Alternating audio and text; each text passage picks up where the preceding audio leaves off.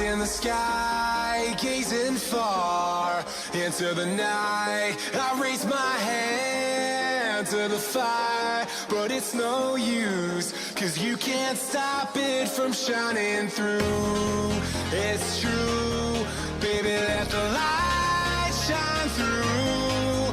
If you believe it's true, baby, won't you let the light shine through for you.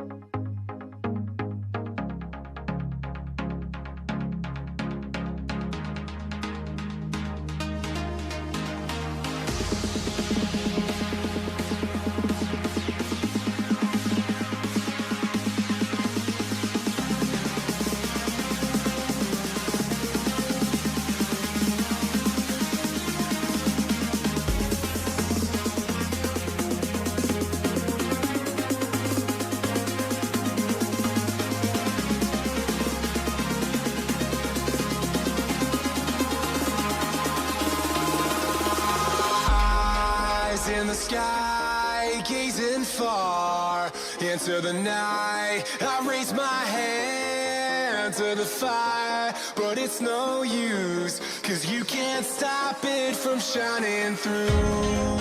It's true, baby, let the light shine through. If you believe it's true, baby, won't you let the light shine through for you.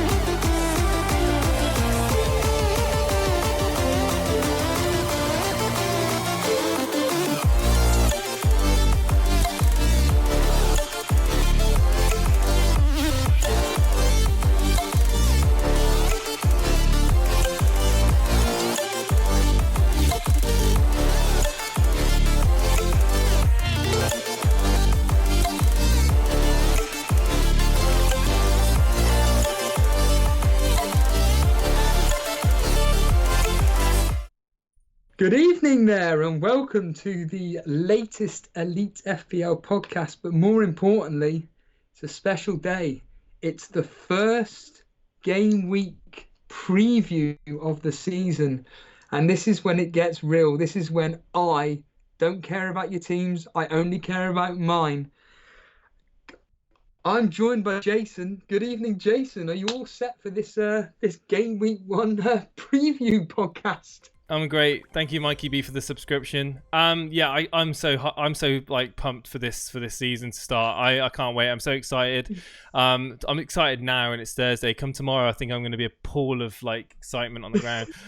We've got loads of score predictions coming in. The music is getting me hyped. There's Simon in chat. We've got a lot of. In fact, I'm going to read out the guys in chat. I normally do that. I've got the usual suspects. We've got FPL Pitch, Tariq Ozan in chat, One Rovers Vlogs, Anurag. We've got Brett Mollison. We have got Yash Wardan Jane in chat, Fancy Football Focus, the Tesso. Welcome back to the stream, dude. We've got Pepe in chat, the Pepe. We've got Simon Andreasen, Davey P, Zulu Ninja, got Brew, and lots of others. Rad Robbie, welcome everybody. Ben Crampton, and many more. Daily Llama, of course. And I think Boona said he can't be with us this evening, but it's fine. You can watch us on the replay, Boona, no issue. Hello, Shane McGuinness, how you doing? Hello, Sultan Saeed. Hello, Mikey B. Hello, Nick. And yeah, Carl Kirsten, Ryan Seacham, Ad Whitfield. It's a pleasure to see you all there in the chat as well. God, it's becoming longer and longer, the list I have to read out at the beginning. Dendile. So anyway, Vishwa, welcome to the chat. So are you guys all excited for the game week? Game week 1, we're literally less than 24 hours. We're 22 hours, 25 minutes and 37 seconds thanks to the time we got down at the bottom. That's going to turn red come tomorrow evening. So we've got we're going to talk about a few things this evening, aren't we, Steve-O? We're going to talk about the news of transfer deadline, the anticlimax that was Manchester United, and what teams did well in the transfer market, what teams didn't do so well. Obviously, the transfer market, the European transfers still can go through, so players still can be sold. But obviously that's all the English business done now. I've got a page. I'm getting better with my notes, ladies and gentlemen. I'm becoming more like Steve-O as each day goes through. I've got like 3 or 4 pages of notes that I'm gonna try to refer to. I'm not too great with notes sometimes, but Steve-O, take it away. And wow, it's the preview for game week 1. Yeah. Oh, we're kicking off with that straight away. No. Transfer news. Transfer. Just to let everybody know, we go through a quick briefing before the start, and I did say that we're going to be going for the transfers. But Jason clearly wasn't listening. What a shame. But obviously not. I mean, let's just quickly go through what's actually happened today. I'm not going to go through what flaming happened across the whole of the summer. We're here all night. But basically, what's happened today is Tierney and Louise have joined Arsenal. Aaron Moy coming from Huddersfield to Brighton. I'm surprised in that. Danny Drinkwater coming to Burnley. What a waste of time that's going to be. Marassa McCarthy on to Crystal Palace. We've got, what's his face? Iwobi going to Arsenal. Dan, former... Going to Everton, you mean? Was Everton, yeah, sorry. Dan, he actually tipped him to be potentially a Arsenal differential when he's gone to Everton. That's an interesting move there. Dennis Pratt gone to Leicester. Cancelo and Scott Carson going to Man City. Where on earth that's come from? Like Jason's already mentioned, Andy Carroll going back to Newcastle. That's going to be a good one. Sessegnon and Le Celso. Sorry, that's how you pronounce it. It's Le Celso. I have been informed that that's how you pronounce it. And this Saar that Jason was telling me about is a winger going on to Watford there. And straight away, Jason, what are the standout transfers from today? I think straight away for me it's Louise and Tierney, and certainly what they called Sessegnon and Le Celso going to Tottenham. Wow.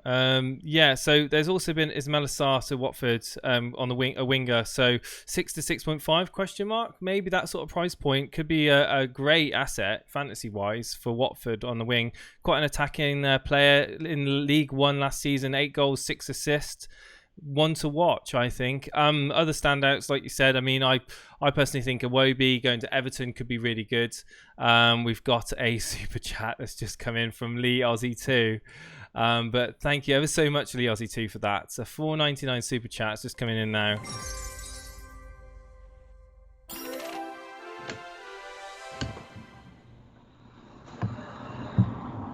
Cozy2 donated £1 through Super Chat. Can't tune in tonight but will be there for all the action tomorrow. Not been this excited since I believed in Father Christmas, FPL hot sauce. So can't tune in tonight, but he'll be here for all of the action tomorrow. Not been this excited since I believed in Father Christmas. Leozzy2, also known as FPL Hot Sauce. Thank you ever so much for that. I'm excited. I'm excited you to come on as well and tell us about how your game week's going, buddy. Thank you ever so much for your support. You really don't need to do that. So yeah, Iwobi, Everton. That could be someone on my radar as well. I think a lot of people are going to be looking to see how he kicks off for Iwobi. And nothing really else. I mean, obviously Zaha staying at Crystal Palace. I mean, I think people that have had or have considered Zaha over the past few weeks probably now are less likely to go with him. Kieran Tierney could be a good one for Arsenal, but I'm going to stay away from all Arsenal defenders. He's not 100%, I don't think. Lennon said that he's still got a week or so away for full fitness at least. So yeah, Lo Celso for Tottenham, Real Betis to Tottenham with a loan with an obligation to buy. I think that he could be someone as well, depending on the price point really. What sort of price do you think Lo Celso could be? Steve-O's gone small again. Steve-O, what's happening? Mate, I'm getting angry. I'm actually getting angry with this technology. It's really getting on my nerves. And I can only apologise to you guys. At least I'm here in order. Maybe I could do a Davey FPL and you just put a picture of me up on screen instead, Jason, because I'm getting sick to death of this, because it really does get on my nerves. I'll make you bigger. The whole of the pre-season, we've been trying to get everything all nice and calm. The second we actually kick off in the last 2 days, the technology messes up. Unbelievable. Right. There's a Steve-O rant, everybody. There we go, and this is not even. We're not even into. Right, I've made you bigger again, but yeah. Obviously, it's a. Anyway, so yeah, what do you think of Lo Celso? You're asking price point. What do you think he's going to be at? Nick Reed with a very good comment there, very funny. Lo Celso, he's coming in to basically replace Eriksen. Let's be honest here, and I think that he'll probably come in about 8.59. I know nothing about him, but apparently he's supposed to be very, very good. John Harris straight away, not as angry as your captain pick fail on game week 1, Steeler. Well, the older history is telling me who to pick. We will find out, won't we, ladies and gentlemen, tomorrow evening. But yeah, I think like I said, I don't know much about Lo Celso, but I reckon he's going to come in about 8.5 to 9, I believe. Okay. But it's Sessegnon that's most interesting for me, although my basic understanding is that he'll probably be learning this season. I don't think he'll get much game time, maybe in the Cups, maybe against the more quote-unquote poorer teams. But yeah, I think that Sessegnon, if he came in at 5.5, which would make logical sense, because that's how all the other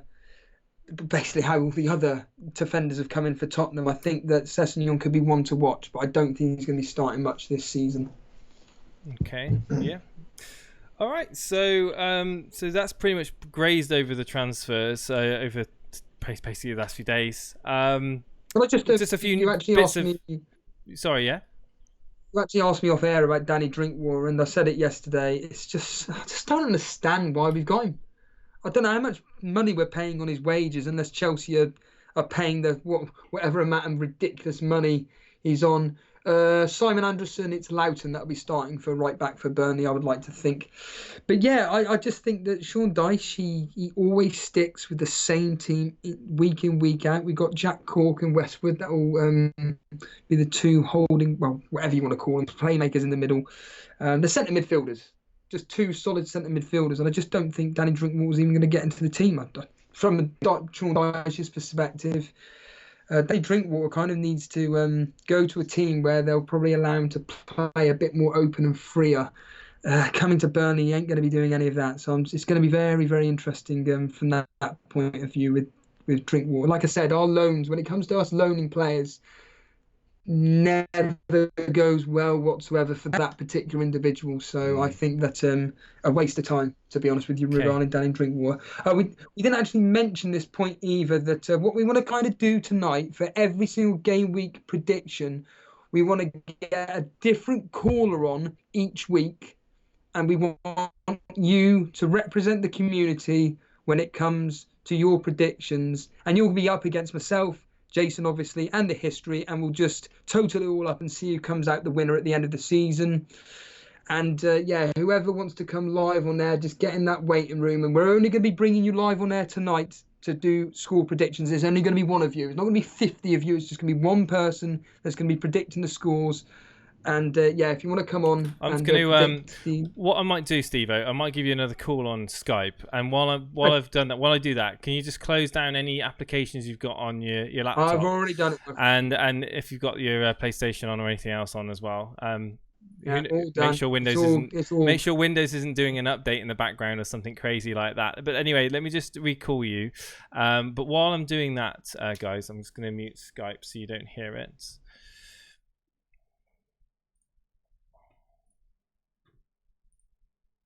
Okay, so we're going to go through some news. So Laporte has been announced as being fit for Game Week 1. A Twitter in the know.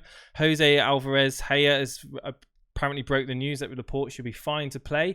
So those of you who have got Laporte in or considering Laporte, that's good news. Obviously, the most nailed, you would imagine, of all Man City defenders. We've got Fark, the Norwich manager, who's actually come out and said in a press conference, I'm going to play the way that we like to play football. We won't be naive, but we won't be going to places to park the bus, which is a really interesting statement from Fark there, because obviously big game, Liverpool on the horizon. So they won't be parking the bus. Could it mean that they're going to go out and try and attack Liverpool? I don't know about that as much. But yeah, anyway, Steve-O's back. I don't see you moving that much, Steve-O. Give me a second.